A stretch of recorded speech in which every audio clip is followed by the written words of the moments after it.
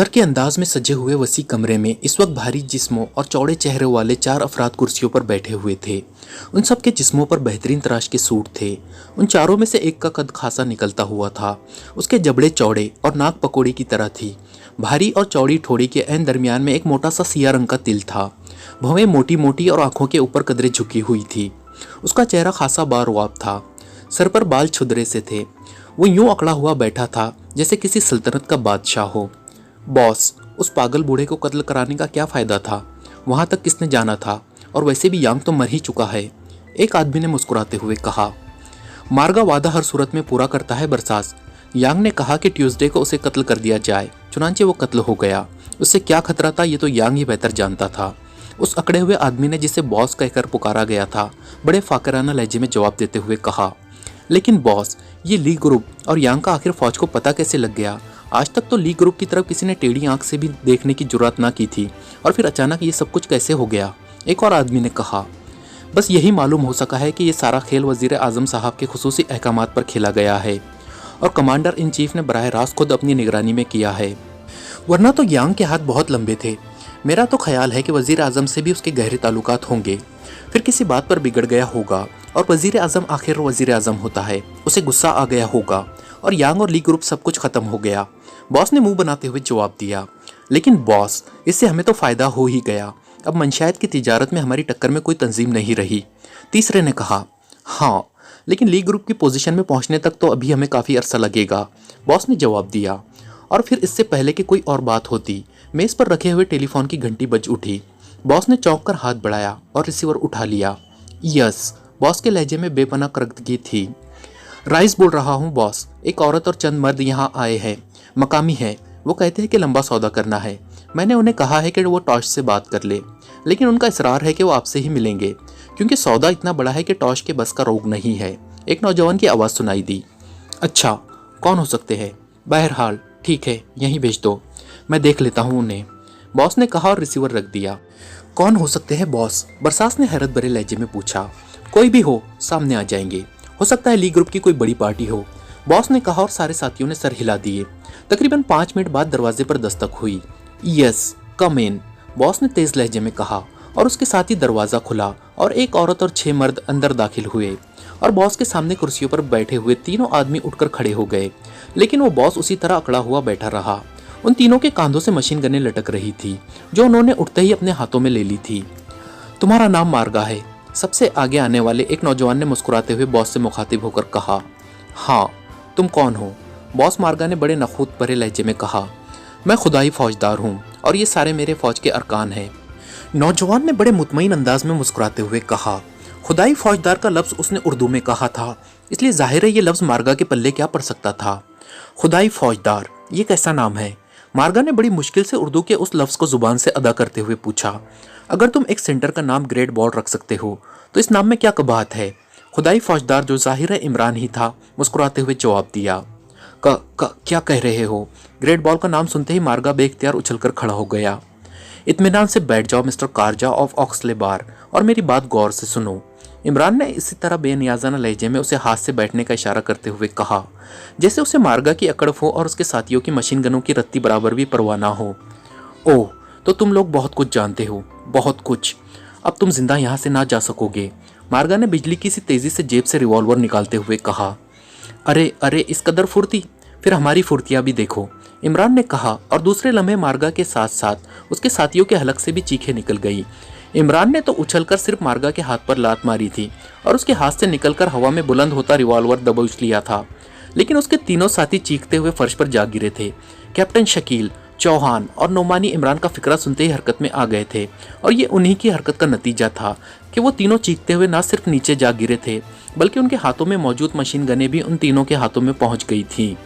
और अभी उनकी चीखों की बाज़गश्त खत्म ना हुई थी कि इमरान ने बिजली की सी तेजी से घूमकर फायर खोल दिया और 3 धमाकों के साथ ही फर्श से उठने की कोशिश करते हुए वो तीनों भारी जिस्मों और चौड़े चेहरों वाले अफराद एक बार फिर भयानक अंदाज में चीखते हुए फर्श पर गिरे और इस तरह पड़कने लगे जैसे जुबा होती हुई बकरी फड़कती है।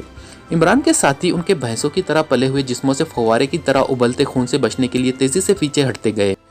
दोस्तों, अगर आप हमारे चैनल की मदद करना चाहते हैं और इस चैनल को आगे बढ़ाना चाहते हैं तो वीडियो को लाइक करें और चैनल को सब्सक्राइब कर लें। शुक्रिया।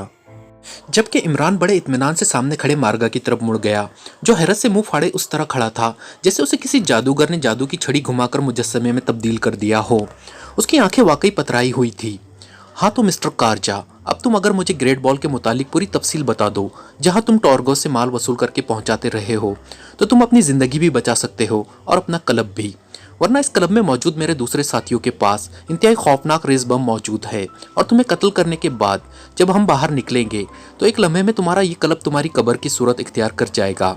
इमरान ने इंतहाई सर्द लहजे में मार्गा से मुखातिब होकर कहा। तुम हो कौन? मार्गा ने बड़ी मुश्किल से अपने आप को संभालते हुए कहा। बताया तो है कि मैं खुदाई फौजदार हूँ। और सुनो, बार बार तारुफ के चक्कर में मत पड़ो, जो मैंने पूछा है वो बताओ। इमरान ने उसे बुरी तरह झिड़कते हुए कहा, लेकिन दूसरे लम्हे वो बिजली की सी तेजी से ना सिर्फ एक तरफ हट गया, बल्कि उसका वो हाथ जिसमें रिवॉल्वर मौजूद ना था इंतहाई तेजी से हरकत में आया, और उस पर अचानक हमला कर देने वाला मार्गा उसके हट जाने की वजह से जैसे ही आगे को बढ़ा, इमरान के घूमते हुए हाथ की थपकी खाकर वो चीखता हुआ उछलकर मुंह के बल फर्श पर एक धमाके से जा गिरा। नीचे गिरते ही वो तेजी से पलटा और उसने उछलकर खड़े होने की कोशिश की, लेकिन जैसे ही वो सीधा हुआ, इमरान उछलकर दोनों पैर जोड़े पूरी कुव्वत से उसके पेट पर कूदा, और मार्गा के हलक से इस कदर भयानक चीख निकली कि जैसे उसकी रूह पर खारदार तारों वाले कोड़े की भरपूर जरब लगी हो। उसके साथ ही इमरान उछलकर उसके पेट से नीचे उतरा, और दूसरे लम्हे उसका एक बूट फड़कते हुए मार्गा की गर्दन पर इस तरह जम गया कि बूट की टो मार्गा की ठोड़ी की तरफ उठी हुई थी और एड़ी उसकी शहरक के निचले हिस्से पर दबाव डाले हुई थी। और इमरान ने आहिस्ता से पैर को जैसे ही हरकत दी, मार्गा के हलक से भयानक चीखें निकलने लगी। उसका तकलीफ से बिगड़ा हुआ चेहरा यखलक मसक होता गया और आंखों की पुतलियां ऊपर को चढ़ने लगी, और इमरान ने पैर को वापस अपनी पहली पोजीशन में कर दिया और साथ ही शहरक पर मौजूद एड़ी के मकसूद दबाव को भी कदरे कम कर दिया।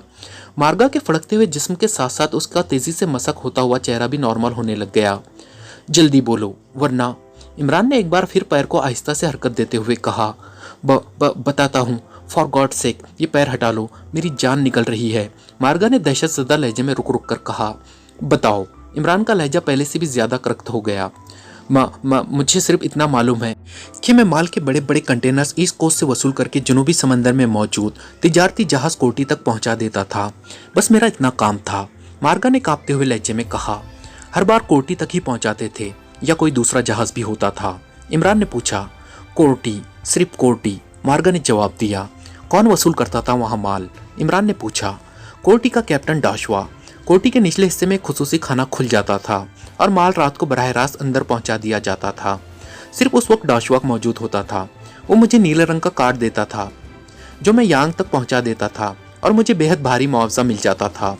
मार्गा ज़हनी तौर पर मुकम्मल शिकस्त खा चुका था, इसलिए तेज़ी से तफसील बताता जा रहा था। लेकिन यांग ये काम तुमसे क्यों लेता था? उसके पास तो अपना पूरा ग्रुप था, इमरान ने पूछा। वो शायद डाशवा के सामने ना आना चाहता था। डाशवा को सिर्फ इतना मालूम था कि उसने कारजा से माल वसूल करना है और उसे नीला कार्ड दे देना है। मुझे यांग एक सुर्ख कार्ड देता था जो मैं बूढ़े टॉर्गो को दे देता था, और टॉर्गो मुझे एक रसीद देता था। वो रसीद दिखाकर मैं ईस्ट कोस्ट में यांग का मैनेजर लंबागा से माल वसूल करता था और कोर्टी पहुंचा देता था। मार्गा ने अपने आप पूरी तफसील बताते हुए कहा। कब से ये काम हो रहा है? इमरान ने पूछा।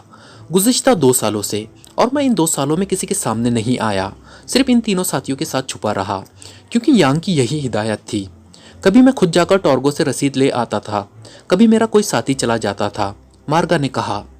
हर ट्यूसडे को सप्लाई जाती थी, इमरान ने पूछा। ओह, तो तुम उस बूढ़े टॉर्गो से शायद उसकी मौत से पहले मिल चुके हो। लेकिन वो तो मुझे ना जानता था, वो तो सिर्फ कारजा और ऑक्सले बार के बारे में जानता था, और ये दोनों नाम फर्जी है, और मेरे इन साथियों और मेरे अलावा और कोई ना जानता था, मार्गा ने हैरत भरे लहजे में कहा। मरने से पहले? क्या मतलब? इमरान ने चौंक कर पूछा। यांग का हुक्म था कि आइंदा ट्यूसडे को उसे ख़त्म कर दिया जाए। हालांकि यांग मर चुका है, लेकिन मैंने उसके हुक्म की तामील कर दी है, मार्गा ने जवाब दिया। ये काम कब से ख़त्म हुआ है? इमरान ने पूछा। आखिरी माल 2 माह पहले पहुंचाया था, लेकिन हतमी फैसला यांग ने 2-3 रोज़ पहले दिया था कि अब मसला हमेशा के लिए ख़त्म हो चुका है, मार्गा ने जवाब दिया। तुमने उस बूढ़े को ख़त्म कर दिया, हालांकि वो बेज़रर सा आदमी था। इमरान का लहजा यकलक दुरुस्त हो गया। लेकिन यांग ने हुक्म दिया था, मार्गा ने कहा, और इमरान ने होंठ भींचते हुए उसकी गर्दन से पैर हटा लिया। तो तुम भी उसके पीछे जाओ मार्गा, ताकि तुम्हारी रूह से टॉर्गो अपना भरपूर इंतकाम ले सके, इमरान ने सर्द लहजे में कहा, और उसके साथ ही धमाका हुआ और फर्श पर पड़े मार्गा की खोपड़ी सैकड़ों छोटे छोटे टुकड़ों में तब्दील हो गई। डाक यार्ड में खड़े अजीमुशान तिजारती जहाज कोर्टी का सायरन अचानक ऊंची आवाज में बजा तो जहाज पर मल्लाहों की भागदौड़ में बेपनाह इजाफा हो गया। ये सायरन जहाज की रवानगी का कौशन था। इसका मतलब था कि जहाज रवानगी के लिए पूरी तरह तैयार है। चूंकि ये खालिस्तान माल बरदार जहाज था, इसलिए इस पर मुसाफिर नाम की कोई चीज़ ना थी। सिर्फ जहाज का अमला ही था जो लंगर उठाने और जहाज की रवानगी के इंतजामात में मसरूफ था। जहाज का कैप्टन डाशवा अपने शानदार दफ्तर में मेज़ के पीछे बैठा हुआ मेज़ पर मौजूद एक लंबी सी मशीन के दरमियान में रोशन स्क्रीन पर अमले की कारकर्दगी को बगौर चेक कर रहा था कि मेज़ पर एक तरफ रखे हुए ट्रांसमीटर से टूं टूं की आवाज़ें निकलने लगी और डाशवा ने चौंक कर ट्रांसमीटर की तरफ देखा। ट्रांसमीटर के डायल पर फिक्स होने वाली फ्रीक्वेंसी को देखकर वो एक बार फिर चौंक पड़ा, क्योंकि ये फ्रीक्वेंसी नेवल हेडक्वार्टर की थी। उसने जल्दी से हाथ बढ़ाकर ट्रांसमीटर का बटन प्रेस कर दिया। Hello hello, naval headquarter calling captain of कोर्टी, ओवर। एक भारी आवाज़ ट्रांसमीटर से सुनाई दी। यस कैप्टन डाशवा अटेंडिंग, ओवर। कैप्टन डाशवा ने सपाट लहजे में जवाब दिया। कैप्टन डाशवा, एडमिरल इस्कामार तुमसे मुखातिब है, ओवर। उसी भारी आवाज़ ने तहकुमाना लहजे में कहा और कैप्टन डाशवा के चेहरे पर यकलख्त इंतहाई हैरत के आसार नमूदार हो गए। ओह यस सर, हुकुम सर, ओवर। कैप्टन डाशवा ने इस बार इंतहाई मुअद्दबाना लहजे में कहा। कैप्टन डाशवा, स्पेशल मिशन पर एक ग्रुप को तायांग भिजवाना है। चूंकि मिशन इंतहाई स्पेशल है, इसलिए इन्हें खुफिया तौर पर भिजवाना है। चुनांचे मैंने फैसला किया है कि उसे कोर्टी के जरिए भिजवा दिया जाए। ये ज़रूरी है। एक औरत और 5 मर्दों का ग्रुप है, उनके साथ सामान भी होगा, ओवर। एडमिरल इस्कामार ने कहा। लेकिन सर, कोर्टी तो खालिस्तान तिजारती जहाज है, उस पर मुसाफिर कैसे जा सकते हैं सर, ओवर। डाशवा ने हिचकिचाते हुए कहा। अगर तुम नेवल हेडक्वार्टर से ताउन के लिए तैयार नहीं हो तो तुम्हारा जहाज फिर डाक यार्ड से रवाना भी नहीं हो सकता, समझे।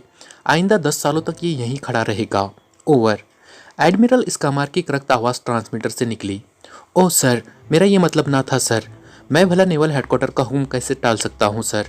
मेरा मतलब था कि कोर्टी तिजारती जहाज़ है, इस पर अच्छे कैबिन मौजूद नहीं है, इसलिए सर तकलीफ होंगी ग्रुप को, सर, ओवर। कैप्टन डाशवा का लहजा फौरन ही भीख मांगने वालों जैसा हो गया, क्योंकि वह अच्छी तरह जानता था कि अगर एडमिरल चाहे तो वाकई कोर्टी को डाक यार्ड में खड़े खड़े जंग लग सकता है, लेकिन उसकी रवानगी मुमकिन नहीं हो सकती और तिजारती जहाज़ होने की वजह से वो एक दिन की भी लेट बर्दाश्त ना कर सकता था, वरना कंपनी को लाखों यान का डैमरेज पड़ जाएगा। ओह, तुम इसकी फिक्र मत करो, वो स्पेशल ग्रुप है, हर किस्म के हालात का मुकाबला कर सकते हैं, ओवर। एडमिरल इस्कामार ने जवाब दिया। ठीक है जनाब, कब तक ग्रुप पहुंच जाएगा? मैं रवानगी मुलतवी कर देता हूँ, ओवर। डाशवा ने जवाब दिया। आधे घंटे के अंदर वो तुम्हारे जहाज तक पहुंच जाएंगे। और सुनो, उनके पास कोई कागजात नहीं होंगे और वो तुम्हें खुद ही हिदायत दे देंगे कि वो कहाँ उतरेंगे। उनके लीडर का कोड नाम इमरान है, ओवर। एडमिरल ने सख्त लहजे में कहा। इमरान, तो क्या वो पाकिस्तानी है, ओवर। डाशवा ने चौंकते हुए कहा। मैंने कोड नाम कहा है, क्या तुमने सुना नहीं, ओवर। एडमिरल ने इंतहाई गुस्सीले लहजे में कहा। ओह यस सर, मैं समझ गया सर। ठीक है सर, उन्हें भिजवा दे, मैं उनके पहुंचने तक रवानगी मुलतवी कर देता हूँ, ओवर। डाशवा ने एक तवील सांस लेते हुए हाथ बढ़ाकर ट्रांसमीटर ऑफ कर दिया। उसके बाद उसने जेब से रुमाल निकालकर चेहरे पर आने वाला पसीना पोंछा, क्योंकि एडमिरल की नाराज़गी को उसने बड़ी मुश्किल से कवर किया था, वरना जहाज़ के साथ साथ उसकी अपनी पेशावराना लाइफ भी एडमिरल के हाथों में हमेशा के लिए तारीख हो सकती थी। उसने मेज़ पर पड़े टेलीफोन का रिसीवर उठा लिया। Yes sir. रिसीवर उठाते ही जहाज़ की इंटरफुल एक्सचेंज के ऑपरेटर की आवाज़ सुनाई दी। सब कैप्टन किम से बात कराओ, डाशवा ने कहा। यस सर, किम बोल रहा हूँ। चंद लम्हों बाद ही रिसीवर पर सब कैप्टन किम की आवाज़ सुनाई दी। किम, जहाज़ की रवानगी फ़ौरन मुलतवी कर दो। एडमिरल इस्कामार की कॉल आई है। नेवल हेडक्वार्टर हमारे जहाज़ के ज़रिए एक स्पेशल ग्रुप को भिजवाना चाहता है। ये ग्रुप एक औरत और 5 मर्दों पर मुश्तमिल है। उसके लीडर का कोड नाम इमरान है। ये आधे घंटे के अंदर डाक यार्ड पर पहुंच जाएंगे। उनके जहाज़ पर सवार होने के इंतजाम करो। अब उनकी आमद के बाद ही जहाज़ रवाना होगा। हमारे पास जो स्पेशल केबिन है उस दौरान उन्हें साफ करवा दो। ये ग्रुप वहीं रहेगा, कैप्टन डाशवा ने तहकुमाना लहजे में कहा। यस कैप्टन, तामील होगी, दूसरी तरफ से किम ने जवाब दिया। जब ये लोग पहुंच जाएं तो मुझे इत्तला देना, ताकि मैं जहाज़ की रवानगी की इजाज़त दूं और फिर उनके लीडर से मुलाकात भी करूंगा, डाशवा ने कहा। और किम ने यस सर में जवाब दिया तो डाशवा ने हाथ बढ़ाकर रिसीवर क्रेडल पर रख दिया और रिवॉल्विंग कुर्सी को घुमाकर उसने अपने पीछे मौजूद अलमारी में से शराब की एक बोतल निकाली और फिर मेज़ पर पहले से मौजूद गिलास में शराब उंडेलकर उसने चुस्कियाँ लेनी शुरू कर दी। उसकी नज़रें अब भी सामने रखी मशीन के दरमियान मौजूद स्क्रीन पर जमी हुई थी, जिस पर जहाज़ की सीढ़ी नीचे लटकाए जाने का मंजर नज़र आ रहा था। डाशवा शराब पीने के साथ साथ इस स्पेशल ग्रुप के मुतालिक सोच रहा था कि आखिर ये कौन लोग हो सकते हैं। एडमिरल स्कामर की खुसूसी कॉल से तो यही मतलब निकलता था कि इस ग्रुप का ताल्लुक बाचान नेवी से है। लेकिन बाचान नेवी के स्पेशल ग्रुप को आखिर तायांग जाने की क्या ज़रूरत पेश आ गई है। कैप्टन डाशवा अच्छी तरह जानता था कि तायांग एक आम सा जजीरा था जिसकी आबादी भी कुछ ज़्यादा ना थी, और फिर तायांग पर ना ही नेवी का यूनिट मौजूद था और ना ही मिलिट्री का। फिर ये स्पेशल ग्रुप वहाँ क्यों जा रहा है। स्क्रीन पर खाली सीढ़ी नज़र आ रही थी। अभी तक ये ग्रुप ना पहुँचा था और कैप्टन डाशवा ने कंधे उचकाते हुए हाथ बढ़ाया और मशीन का बटन ऑफ करके वो कुर्सी से उठ खड़ा हुआ। बाकी आधी बोतल उसने उठाई और दफ्तर के उकब में मौजूद अपने खूबसूरत रिटायरिंग रूम की तरफ बढ़ गया। उसके जहन में अचानक ही शदीद बोरियत ने गलबा कर लिया था। चुनांचे वो इस बोरियत से छुटकारा पाने के लिए अपने रिटायरिंग रूम में आ गया। रिटायरिंग रूम की एक साइड में एक खूबसूरत बेड था, जबकि उसके साथ 2 कुर्सियाँ और एक मेज़ रखी हुई थी। कैप्टन डाशवा पर जब बोरियत सवार होती तो वो हमेशा बेड पर लेटकर बोतल को मुंह से लगाकर शराब पीता रहता और फिर इस तरह उसे नींद आ जाती। उसके बाद जब उसकी आंख खुलती तो वो पूरी तरह फ्रेश हो चुका होता। यही वजह थी कि वो बोरियत सवार होते ही वो अपने रिटायरिंग रूम में आ गया। बेड पर लेटकर उसने बोतल मुंह से लगाई और बड़े बड़े घूंट लेने लगा। बोतल उस वक्त उसने मुंह से हटाई जब वो मुकम्मल तौर पर खाली हो गई, और फिर बोतल उसने एक तरफ उछाली और एक लंबा सा डकार लेने के बाद आंखें बंद कर ली।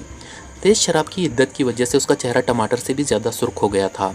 आंखें बंद किए वो कुछ देर तक तो लेटा रहा और फिर न जाने किस वक्त वो नींद की वादी में पहुंच गया। फिर न जाने उसे सोते हुए कितनी देर गुजर गई थी कि किसी ने उसे झंझोड़ कर जगा दिया और उसकी आंखें एक झटके से खुल गई। कैप्टन, कैप्टन, जहाज़ रवानगी के लिए तैयार है, आपके हुक्म की ज़रूरत है। उसे झंझोड़ने वाले मुलाजिम ने उसकी आंखें खुलते ही मुअद्दबाना लहजे में कहा। ओह अच्छा, ठीक है, मैं आ रहा हूँ। वो आदमी पहुँच गए? कैप्टन डाशवा ने उठकर दोनों हाथों से आंखें मलते हुए पूछा। यस कैप्टन, मुलाजिम ने जवाब दिया और मुड़कर रिटायरिंग रूम के दरवाजे से बाहर निकल गया। कैप्टन डाशवा उठा और फिर तेज़ तेज़ कदम उठाता वो दोबारा दफ्तर में आ गया। उसने रिसीवर उठाकर किम से रब्ता कायम किया और फिर उसे जहाज़ की रवानगी की बाकायदा इजाज़त देकर ये भी कहा कि वो स्पेशल ग्रुप के लीडर को उसके दफ्तर में भिजवा दे। यस कैप्टन, किम ने जवाब दिया और कैप्टन डाशवा ने रिसीवर रख दिया। उसने मेज़ पर रखी हुई मशीन की तरफ हाथ बढ़ाया ही था कि फिर हाथ खींच लिया। ज़ाहिर है स्क्रीन पर जहाज़ की रवानगी का ही मंजर नज़र आना था और अब उसे इस मंजर से ज़्यादा दिलचस्पी उस स्पेशल ग्रुप के लीडर से मिलने की थी, ताकि वो उसे टटोल कर उनके मिशन के बारे में अपना तजस्सुस दूर कर सके। जहाज़ हरकत में आ चुका था और उसके साथ ही दीवार पर लगा हुआ एक बल्ब जल उठा। ये बल्ब जहाज़ के इंजनों के चलने की निशानी थी और बल्ब जलने का मतलब था कि जहाज़ के इंजन बिल्कुल दुरुस्त हालत में है।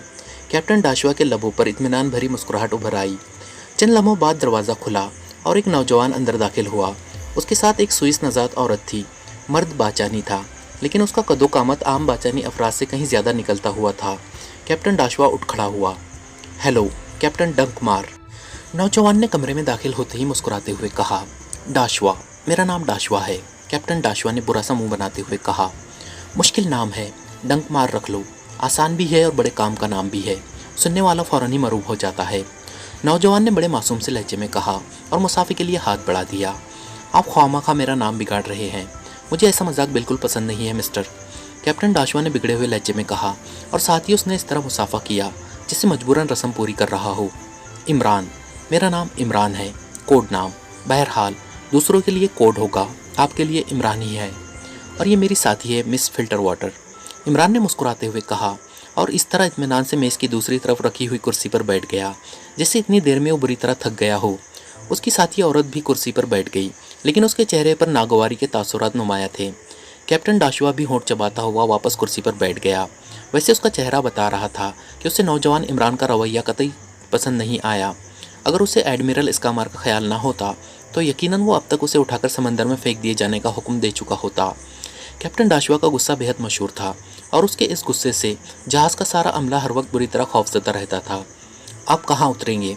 कैप्टन डाशवा ने बैठते ही ऐसे लहजे में कहा जैसे वो एक लम्हा ज़ाय किए बगैर उसे जहाज़ से उतार देना चाहता हो।